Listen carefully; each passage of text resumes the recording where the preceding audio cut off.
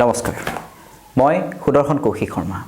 আজি স্কলাৰ্ছ টিভিৰ জৰিয়তে এনে কিছুমান কথা পাতিম যিখিনি কথা আপুনি হয়তো পেপাৰৰ পাতত অথবা নিউজ চেনেলত প্ৰতি সঘন মিনিটত আপোনালোকে দেখি আছে বা শুনি আছে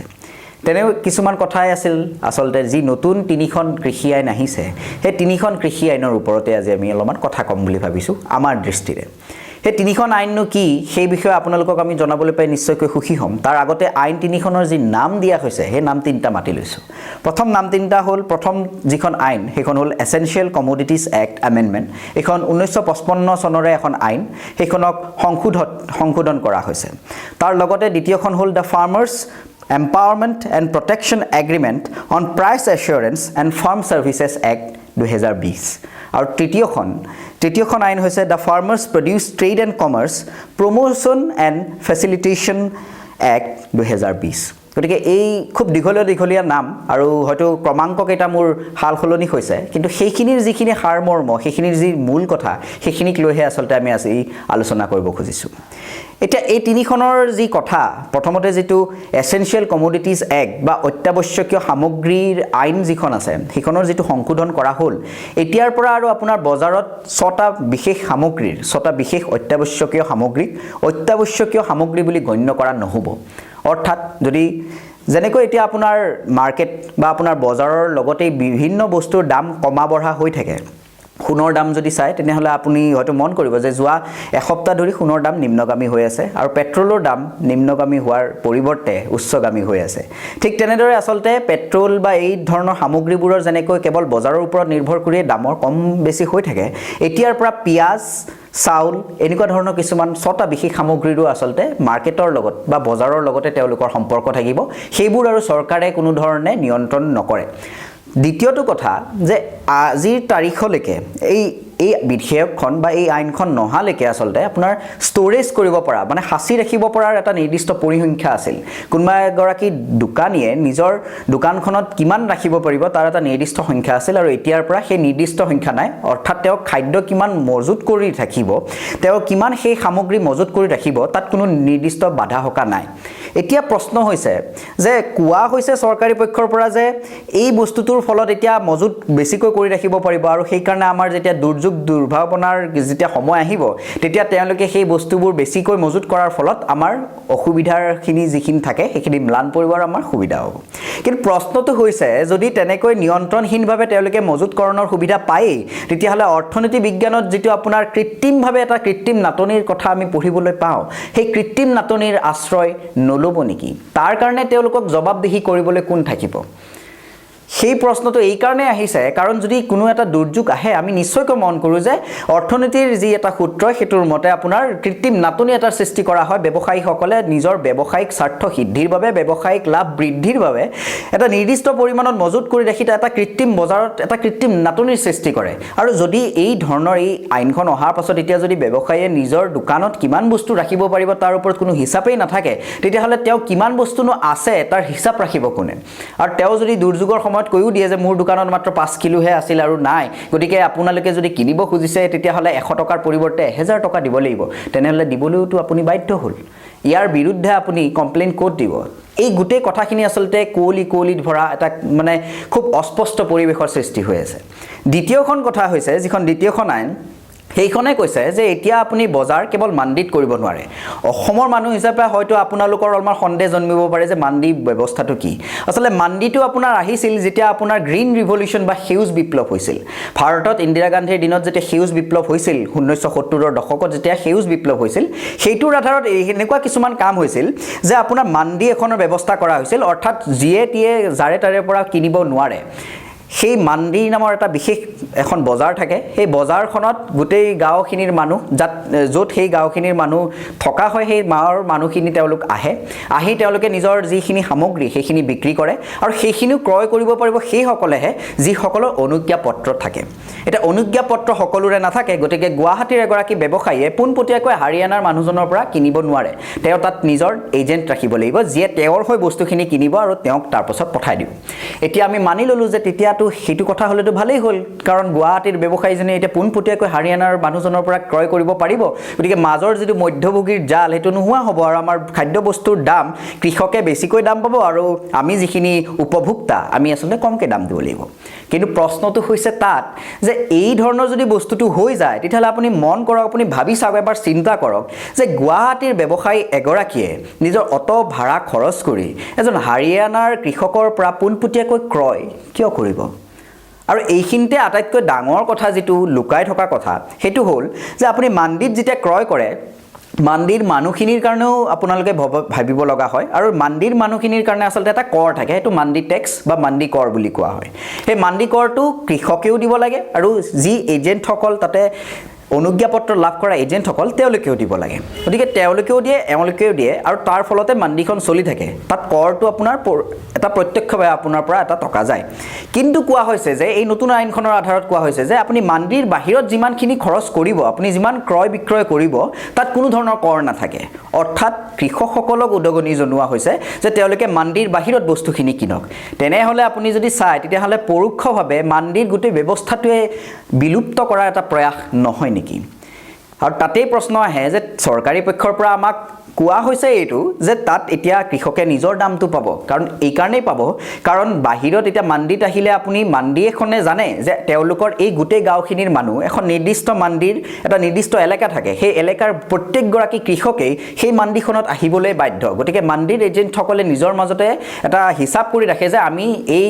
চাউলখিনিৰ দাম এই ধানখিনিৰ দাম কিন্তু ইমানহে দিম গতিকে প্ৰত্যেকজনে সেই একেটা দামেই কয় গতিকে সেই দামত কৃষকজন বিক্ৰী কৰিবলৈ বাধ্য এতিয়া মানি ল'ব পাৰি যে বাহিৰত যদি হয় তেতিয়া তেওঁ নিৰ্দিষ্ট ইচ্ছামতে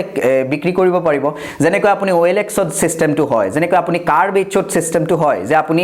যেনেকৈ ব্যৱস্থা এটা আছে যে আপুনি আপোনাৰ ইচ্ছামতে আপুনি য'ত বেছি দাম পাইছে তাত বিক্ৰী কৰিব পাৰিব কিন্তু এজন সাধাৰণ কৃষকে ক'ত ইমানখিনি আপোনাৰ বিক্ৰেতাক বিচাৰি ফুৰিব আৰু প্ৰশ্নটো সেইখিনিতেই যে মাণ্ডিৰ বাহিৰত কিনিব খুজিব কাৰণ কৰটো দিব নালাগে আৰু কৰটো নিদিয়াৰ কাৰণে তেওঁ যদি পৰোক্ষভাৱে বা প্ৰত্যক্ষভাৱে ব্যৱসায়িক গোষ্ঠী যিখিনি বৃহৎ ব্যৱসায়িক গোষ্ঠী আৰু ভাৰতত এনেকুৱা বহুত ঘটনা হৈছে য'ত বৃহৎ ব্যৱসায়িক গোষ্ঠীয়ে তেওঁলোকৰ টাৰ্মছ এণ্ড কণ্ডিশ্যন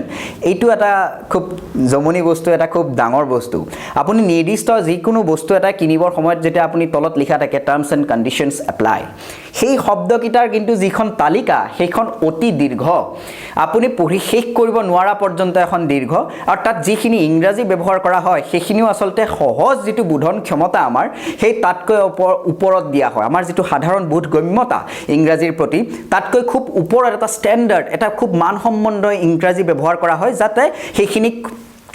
এই খলা বোমাখিনি দি অলপমান ইফাল সিফাল কৰিব পাৰি যে এইটোৰ অৰ্থ আচলতে এইটোহে সেইটোৰ অৰ্থ আচলতে এইটোহে তেনেকুৱা গতিকে যদি চৰ্ত আৰোপিত হৈ যায় মাণ্ডিৰ বাহিৰত কিনাৰ প্ৰতি যদি ব্যৱসায়িক গোষ্ঠী এজনে আহি এজন সৰু কৃষকৰ পৰা বস্তু কিনে আৰু তেওঁক যিটো দাম দিম বুলি কৈছিল সেইটোৰ পৰিৱৰ্তে বেলেগ এটা দাম দিয়ে তেতিয়াহ'লেতো কৃষকৰ বাবে আটাইতকৈ ভয়ংকৰ কথা হ'ব গতিকে সেইটো দৃষ্টিৰ পৰা চাবলৈ গ'লে এতিয়া যিমানখিনি কৃষক বিদ্ৰোহ হৈ আছে বিৰোধ হোৱা নাই বিদ্ৰোহ হৈ আছে সেই গোটেই কৃষক বিদ্ৰোহখিনি যদি আপুনি মন কৰে তেনেহ'লে এই ব্যৱস্থাটোৰ প্ৰতিয়েই আটাইতকৈ বেছিকৈ কৃষকসকলে আশংকা বোধ কৰিছে আৰু তেওঁলোকে দিল্লী ঘেৰাও কৰিম পৰ্যন্ত হুংকাৰ দিছে তেওঁলোকে 6 মাহৰ ৰেচন লৈ গৈ আন্দোলন কৰিবলগীয়া অৱস্থা হৈছে আৰু তেওঁলোকে এইখিনি বস্তু নিশ্চয়কৈ ভালকৈ বুজি চাই আহিছে বুলি আমাৰ বিশ্বাস আৰু সেইকাৰণে কেন্দ্ৰীয় চৰকাৰেও ইয়াৰ ওপৰত নিৰ্দিষ্ট মত পোষণ কৰি তেওঁলোকৰ দাবীসমূহ পূৰণৰ কাৰণে চেষ্টা চলাব বুলি আমাৰ বিশ্বাস কিন্তু কথাটো হ'ল যে আপুনি যদি মাণ্ডিৰ বাহিৰত বস্তু কিনে তেনেহ'লে এই এশ্বুৰেঞ্চটো কোনে দিব মাজত যদি আকৌ উকিল সোমাবলগীয়া হয় তেতিয়াহ'লে মধ্যভোগীৰ আগৰ যিটো কাম সেইটো জানো এতিয়া নতুনকৈ হ'ব নোৱাৰিব যদি তেনেকুৱা ধৰণৰ ব্যৱসায়িক গোষ্ঠী যি বৃহৎ ব্যৱসায়িক এটা গোষ্ঠী যাৰ মূল অভিকেন্দ্ৰ আমেৰিকা যুক্তৰাষ্ট্ৰ অথবা জাপান তেওঁ এজন সাধাৰণ কৃষকৰ কথা কিমান বেছি চিন্তা কৰিব তেওঁলোকে নিশ্চয়কৈ নিজৰ লাভৰ বৃদ্ধিৰ কথা চিন্তা নকৰিবনে গতিকে সেই দিশৰ পৰা চাবলৈ গ'লে এইটো এটা খুব ভয়ংকৰ কথা আৰু আপুনি মন কৰিব যে 2014 চনৰ পৰা 2019 চনৰ ভিতৰত পিয়াজৰ ৰপ্তানিৰ ক্ষেত্ৰত যি নিয়ম সেই বাহিৰলৈ ৰপ্তানিৰ যি নিয়ম সেয়া 19 বাৰ সলনি কৰা হৈছে আৰু চাউলৰ নিয়ম 2014 পৰা 2019 চনলৈ 14 বাৰকৈ আপোনাৰ সলনি কৰা হৈছে পিয়াজৰ ক্ষেত্ৰত সলনি কৰা হৈছে 19 বাৰ নহয় 17 বাৰকৈ গতিকে যেতিয়ালৈকে এজন নাচিকত থকা এজন ব্যৱসায়ীয়ে এজন কৃষকে আপোনাৰ পিয়াজ পিয়াজৰ আপোনাৰ বীজ সিঁচিব আৰু বীজ সিঁচি তাৰ পৰা পিয়াজ কেইটা ওলাই ধুই পখালি বিক্ৰীৰ কাৰণে নিব তেতিয়ালৈকে তাৰ মানে কোনবা এটা নিয়ম সলনিয়ে হৈ গৈছে তেওঁ য'ত বিক্ৰী কৰিম বুলি পাৰিম বুলি ভাবি আছিল তাত বিক্ৰীয়ে কৰিব নোৱাৰিব গতিকে এই ধৰণৰ কথাসমূহ আহে আৰু এতিয়া কোৱা হৈছে চৰকাৰী পক্ষৰ পৰা যে আশ্বাসন এটা দিয়া হৈছে যে এতিয়াৰ পৰা আৰু কৃষকে কিমান উৎপন্ন কৰিব লাগিব সেইটোৰ তেওঁলোকে তথ্য পাব কাৰণ ব্যৱসায়িক গোষ্ঠীসমূহ ডাইৰেক্টলি বা পোনপটীয়াকৈ কৃষকৰ পৰাই যিহেতু ক্ৰয় বিক্ৰয় কৰিব গতিকে কৃষকেও আগতীয়াকৈ গম পাব যে তেওঁ কিমান বস্তু দিব লাগে আৰু আইনখনত এটা কথা আছে যে যদি কিবা কাৰণত ধৰক কৃষকজনে ক'লে যে মই ইমান টকাৰ বিনিময়ত 100 টন পিয়াজ দিম কিন্তু বতৰৰ কাৰণে হোক বা কিবা বিভিন্ন কাৰণত যদি তেওঁ সেয়া দিবলৈ সক্ষম নহয় তেনেহলে তাৰ কাৰণে কিন্তু তেওঁক আকৌ জবাবদিহি কৰিব পৰা নাযাব বুলি কোৱা হৈছে সেইটো এটা খুব ভাল কথা কিন্তু সেই গোটেই ব্যৱস্থাৰ প্ৰণালীখিনি কোনে চাব এজন সাধাৰণ কৃষকে এটা বৃহৎ ব্যৱসায়িক গোষ্ঠীৰ লগত ফেৰ কেনেকৈ মাৰিব বহুতেই ক'ব ধৰিছে যে নাই 1991 চনৰ যেটো ঔদ্যোগিক বিপ্লৱ হেতুৰে সমান্তৰালকৈ এটো কৃষক বিপ্লৱ এতিয়া কৃষি ক্ষেত্ৰত কি বিপ্লৱ হ'ব পাৰে হে আমি 1971 চনৰ যেটো গ্ৰীণ ৰেভলিউশন বা যাক অসমীয়াত সেউজ বিপ্লৱ বুলি কোৱা হয় হেতুৰ ক্ষেত্ৰত আমি দেখিছোই কিন্তু তাত প্ৰশ্নটো উঠিছে যে তাত খুব ধুনিয়াকৈ অসমৰ ক্ষেত্ৰত সক্ষমতা থকাৰ পাছতো কিন্তু অসমক বাৰণ কৰা হৈছিল তাত কৰিব দিয়া হোৱা নাছিল কিয় অসমৰটো সকলো সক্ষমতা আছিল কেৱল আমি ধান প্ৰধান ৰাজ্য বুলি আমাক বাদ দিয়া হৈছিল নেকি যদি তেনেকুৱাই হয় তেতিয়াহলে ভাৰতৰ বাকি ৰাজ্যৰ ক্ষেত্ৰত এই নতুন আইন কিখনৰ ক্ষেত্ৰতো যদি ভাৰতৰ সেই একেই নহব এতিয়া আকৌ এটা প্ৰশ্ন আহে যে আপুনি মন কৰিব ইউৰোপিয়ান সংঘত যিমান কিখন দেশ আছে তেওঁলোকৰ মাজত ৰপ্তানি আমদানি একেবাৰে ট্যাক্স বিহীনভাৱে হয়তো হয় কিন্তু ভাৰত এখন জমনি দেশ আমি ৰাষ্ট্ৰসংঘৰ সদস্য আমি ওয়াৰ্ল্ড বেংকৰ লগতো আমাৰ সম্পৰ্ক ভাল আমি IMFতো আছো অৰ্থাৎ ইন্টাৰনেশ্যনেল মনিটাৰী ফাণ্ডতো আমি আছো কিন্তু তাৰ পিছতো আমি আসলতে এখন ৰাজ্যই বাদেই দিয়ক আনকি এখন গাঁও ধৰক এখন মান্দিৰ ভিতৰত পৰে আৰু এখন গাঁও ধৰক এখন মান্দিৰ ভিতৰত পৰে কিন্তু এতিয়া আপোনাৰ এখন বৰ্ডাৰ এৰিয়াৰ আপোনাৰ এখন গাঁও সেই গাঁওখন আসলতে এখন মান্দিৰহে বেছি ওচৰত পৰে কিন্তু তথাপি সেই গাঁওখনে তেওঁৰ বস্তুখিনি এখন মান্দিত বিক্ৰী কৰিব নোৱাৰে তেওঁলোকে সেইখন মান্দিত গৈহে বিক্ৰী কৰিব পাৰে গতিকে মান্দিৰ মাজতে আসলতে এটা মনোপলি যেটো বুলি কয় একনায়কত্ব সেই বস্তুটো আহি পৰিছিল গতিকে মোৰ মতে মোৰ এটা ব্যক্তিগত ধাৰণা যে এই মান্দিসমূহৰ যেটো একনায়কত্ববাদ সেইটোকে হ্ৰাস কৰিব লাগিছিল যাতে কৃষকৰ আৰু অধিক উন্নতি হয় আৰু এই মান্দিৰ যিখন এটা বৃহৎ আপোনাৰ পৰিসৰলৈ বৃদ্ধি কৰি ভাৰতৰ সুকে কোনে যদি বিয়পাই দিব পৰা গ'লহেতেন আৰু চৰকাৰী পক্ষৰ পৰাই আসলতে নিৰ্দিষ্টকৈ যদি তাক যদি ওপৰত আপোনাৰ এটা নজৰ দি ৰাখা হ'লহেতেন তেতিয়াহলে বেছি উন্নতি হ'লহেতেন এতিয়া প্ৰশ্ন উঠিছে যে আপোনাৰ যেটো বাহিৰত বিক্ৰী কৰিব পৰা ব্যৱস্থা হেতুৰ কাৰণে ধৰক এতিয়া কোনো এটা ডাঙৰ কোম্পানীয়ে ক'লে যে আপোনালোকে 100 টন পিয়াজ উৎপন্ন কৰক আমি আপোনালোকক ইমান টকা দিম তেওঁ কাম আৰম্ভ কৰিলে কিন্তু হঠাতে সেই ডাঙৰ বৃহৎ ব্যৱসায়িক গোষ্ঠীটোৱে ভাৰতৰ পৰা কাম এৰিয়ে গুচি গ'ল অথবা তেওঁলোকে কিবা কামৰ কাৰণে নাহিলে এতিয়া সেই 100 টন পিয়াজ লৈ আকৌ তেওঁ ক'ত যাব তেতিয়া যদি তেওঁ আকৌ মান্দিত যায় মান্দিটো ইতিমধ্যে বিলুপ্তিৰ পথত যাব গতিকে এই ধৰণৰ প্ৰশ্নখিনি আহে আৰু এতিয়া আপুনি যদি মন কৰে তেতিয়াহলে বাতৰি কাকতসমূহত আটাইতকৈ বেছিকৈ চৰ্চিত দুখন ৰাজ্যৰ নাম হৈছে হাৰিয়ানা আৰু পাঞ্জাব প্ৰশ্নটো কিয় হৈছে সেইখিনি কথাও আসলতে আমি ক্লিয়াৰ কৰি দিব খুজিছো এই কাৰণে তাত আটাইতকৈ বেছি উঠিছে কাৰণ তেওঁলোকে এটা সাৰপ্লাস যি আপোনাৰ ঘেহু হি এটা সাৰপ্লাস অৱস্থাত এটা উৎপন্ন কৰে সাৰপ্লাস মানে আপোনাৰ বেছিকৈ যিমান প্ৰয়োজন তাতকৈ বহুত বেছি তেওঁলোকে উৎপন্ন কৰে ঘেহু আৰু সেই বহুত বেছি উৎপন্ন কৰা ঘেহুখিনি ফুড কৰ্পোৰেচন অফ ইণ্ডিয়া অৰ্থাৎ FCI বুলি আমি যাক সংক্ষিপ্তে জানো তেওঁলোকে লয় সেই অধিগ্ৰহণ কৰে আৰু তাৰ ফলত তেওঁলোকে বহুত বেছি কৰ দিবলগীয়া হয় আগতে হেয়া 14% আছিল আৰু যেতিয়াৰ পৰা সেৱা আৰু সামগ্ৰী কৰ আহিল অৰ্থাৎ GST আহিল তেতিয়াৰ পৰা এতিয়া 8.5% দিব লাগে 6% পোনপটীয়াকৈ চৰকাৰী ৰাজকোষত যায় আৰু সেই যি 6% চৰকাৰী ৰাজকোষত যায় সেই ৰাজকোষত যোৱা ধনখিনিৰে আসলতে চৰকাৰে খুব ধুনিয়াকৈ তেওঁলোকে কৃষকসকলক খুব ধুনিয়াকৈ আসলে বিনামূলীয়া পানী জলসিঞ্চন যেটো বিনামূলীয়া জনসিঞ্চন বিনামূলীয়া বিদ্যুৎ তেনেকুৱা ধৰণৰ বহুত ব্যৱস্থা আগবঢ়ায় আসলতে বীজৰ ক্ষেত্ৰতো খুব কম দামত আগবঢ়ায় তেনেকুৱা ধৰণৰ বিশেষ ব্যৱস্থা লয় আৰু সেই কাৰণে যদি আপুনি মন কৰে তেতিয়াহলে হাৰিয়ানা আৰু পাঞ্জাবৰ যিখিনি কৃষক সেইখিনিৰ লগত বাকি ভাৰতৰ অন্য প্ৰদেশৰ কৃষকৰ কিন্তু এটা বৃহৎ তফাত আছে এটা বৃহৎ পাৰ্থক্য আছে কাৰণ তেওঁলোকৰ যেটো অৰ্জন সেই অৰ্জনটো এই কাৰণে বাঢ়ি যায় কাৰণ চৰকাৰে তেওঁলোকক এই যে 6% সাৰপ্লাস ঘেঁহু উৎপাদনৰ বাবে তেওঁলোকে টেক্স এটা পায় সেই টেক্সটোৰ কাৰণে আচলতে বহুতখিনি সুবিধা আগবঢ়াব পাৰে আৰু সেই বিনামূলীয়া সুবিধাখিনি দেশৰ অন্য প্ৰান্তত লাভ কৰিবলৈ সক্ষম নহয় কৃষকসকল গতিকে তেওঁলোকে এটা বেলেগ ধৰণৰ অৰ্জন এটা কৰিবলৈ সক্ষম হয় আৰু সেই কাৰণে তেওঁলোকৰ আয় আৰু ভাৰতৰ ৰাষ্ট্ৰীয় গড় যেটো আয়ৰ কৃষকৰ হেতুৰ লগতো এটা বৃহৎ তফাত আপুনি মন কৰিব বাতৰি কাকতসমূহতো কোবাত এজন কৃষকে চিপজুৰি ললে তেনেকুৱা জাতীয় নিউজখিনিও কিন্তু পাঞ্জাব আৰু হাৰিয়ানাৰ পৰা খুব কমেইহে আহে মই একেবাৰে নাই বুলি কোৱা নাই কিন্তু খুব কমেইহে আহে আৰু এনেকুৱাটো কথাও প্ৰচলিত আছে ভাৰতত যে পাঞ্জাব আৰু হাৰিয়ানাৰ কৃষকে মাৰ্চিডিজ লৈ ঘূৰে আৰু বাকি প্ৰান্তৰ আমাৰ যিখিনি ৰাজ্য তাত কিন্তু কৃষকৰ একেবাৰে মৰু অৱস্থা কিন্তু এইটো হোৱাৰ কাৰণটো আচলতে এইটো যে তেওঁলোকে যিটো সাৰপ্লাস ঘেঁহু উৎপন্ন কৰে উন্নত প্ৰযুক্তি ব্যৱহাৰ কৰি সেইটোৰ কাৰণে আচলতে তেওঁলোকৰ ৰাজ্য চৰকাৰসমূহৰ যি এক্সট্ৰা 6% যি বেছিকৈ টকা পায় সেই টকাখিনিৰে তেওঁলোকে আচলতে বিনামূলীয়া কিছুমান সুবিধা আগবঢ়ায় বা কম দামত কিছুমান সুবিধা আগবঢ়ায় আৰু তাৰ কাৰণে সেই কৃষকসকলে সেই বস্তুখিনিৰে বেছি লাভ অৰ্জন কৰিবলৈ সক্ষম হয় সেই কাৰণে পাঞ্জাব আৰু হাৰিয়ানাৰ যেটো বিৰোধ কৰাৰ যেটো লেজিটিমেসি তেওঁলোকৰ প্ৰতিবাদৰ যেটো লেজিটিমেসি হেতু বহুত বেছি আৰু সেই কাৰণে আপুনি মন কৰিব যে দিল্লী ঘেৰা অভিযানতো আটাইতকৈ বেছি পাঞ্জাব আৰু হাৰিয়ানাৰে মানুহ আছে আৰু মন কৰিব যে এইটো পৃথিৱীৰ আটাইতকৈ ডাঙৰ কৃষক বিদ্ৰোহ কালি এটা পৰিসংখ্যা পাইছিলো যে প্ৰায় 1 লাখৰ ওচৰা-ওচৰি ট্ৰেক্টৰ আৰু কিমান নাজানো কিমান সহস্ৰাধিক লক্ষাধিক কৃষকে গৈ দিল্লী ঘেৰাও কৰিছে 6 মাহৰ ৰেচন লৈ তেওঁলোকে প্ৰতিবাদ কৰি যাব যেতিয়ালৈকে তেওঁলোকৰ কথা মনা নহয় তেতিয়ালৈকে তেওঁলোকে বিৰোধ কৰি যাব বুলি তেওঁলোকে একেবাৰে স্পষ্টীকৰণ এটা দিছে আনকি আমাৰ কেন্দ্ৰীয় গৃহমন্ত্ৰী অমিত শাহে শৰ্ত সাপেক্ষ কিছুমান তেওঁলোকক শৰ্তাৱলী দিছিল যে মূল যিখিনি নেতা তেওঁলোক আমাৰ লগত থাকক আলোচনাত মিলিত হওক আৰু বাকিখিনি উভতি যাওক কিন্তু তেওঁলোকে হেয়া পোনপটীয়াকৈ নাকচ কৰিছে আৰু দিল্লী ঘেৰাও যেটো অভিযান দিল্লীৰ 5খন যি মূল প্ৰৱেশদ্বাৰ তাতে আচলতে তেওঁলোকে গোটেইখিনি অধিগ্ৰহণ কৰিম বুলি তেওঁলোকক একেবাৰে ঘেৰি পেলাম বুলি তেওঁলোকে আচলতে হুংকাৰ দিছে আৰু তেওঁলোকক যিখন ষ্টেডিয়ামত আচলতে প্ৰতিবাদ কৰিবৰ কাৰণে আহ্বান জনোৱা হৈছিল তেওঁলোকে তাকো নাকচ কৰিছে তেওঁলোকে আশংকা বোধ কৰিছে যে সেইখিনিত আচলতে এখন আপোনাৰ অস্থায়ী এখন জেললৈ ৰূপান্তৰিত কৰি দিয়া হ'ব গতিকে তেওঁলোক নিজৰ স্থিতিত অচল হৈ আছে আৰু এইখিনিতে আচলতে আপুনি সেই কাৰণে বুজি পাব লাগে যে বিৰোধৰ কাৰণটো কি ভাৰতৰ অন্য প্ৰদেশত চাওক আপুনি ইমান এটা বিৰোধ আপুনি হয়তো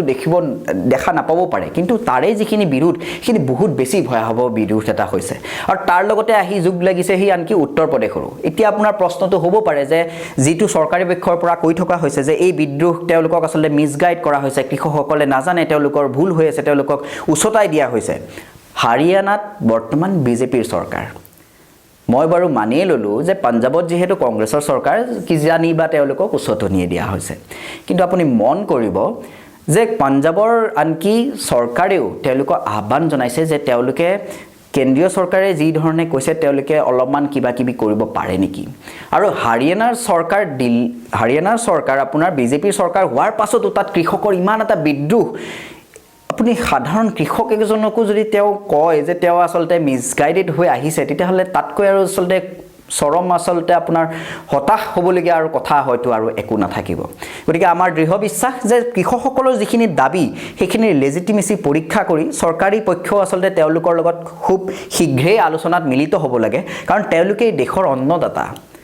আমাৰ কাৰণে যদি তেওঁলোকে উৎপন্ন নকৰে খাদ্য তেতিয়াহলে আপুনি কাইলৈ নাপাব আপুনি ভাত খাজ যেতিয়া খায় তেতিয়া আপুনি আচলতে মনত নেপেলায় কিন্তু সেই ভাত খাজৰ কিন্তু মূল গুৰি ধৰোতা হ'ল এই কৃষকসকল গতিকে এই কৃষকসকল যদি কিবা সমস্যাত ভুগিছে সেই সমস্যাৰ প্ৰতি যদি আপুনি নিজৰ কোনো ধৰণৰ আহি প্ৰতিবাদ কৰিব নোৱাৰেও তথাপি সমস্যাটো বুজি উঠি কিবা প্ৰকাৰে হলেও যদি আপুনি সহাৰি জনাব পাৰে তেতিয়াহলে সেয়াই হ'ব বহুত ডাঙৰ কথা গতিকে আজিলৈ এইখিনি কথা হয়তো আপোনালোকে কথা বহুতখিনি জানিছে আৰু কি ধৰণৰ কথা আমি আচলতে আৰু যোগ দিব পাৰো সেই সম্বন্ধেও আপোনালোকে নিজৰ আচলতে দিহা পৰামৰ্শখিনি দিব আজিলৈ এইখিনিতে সামৰিছো ধন্যবাদ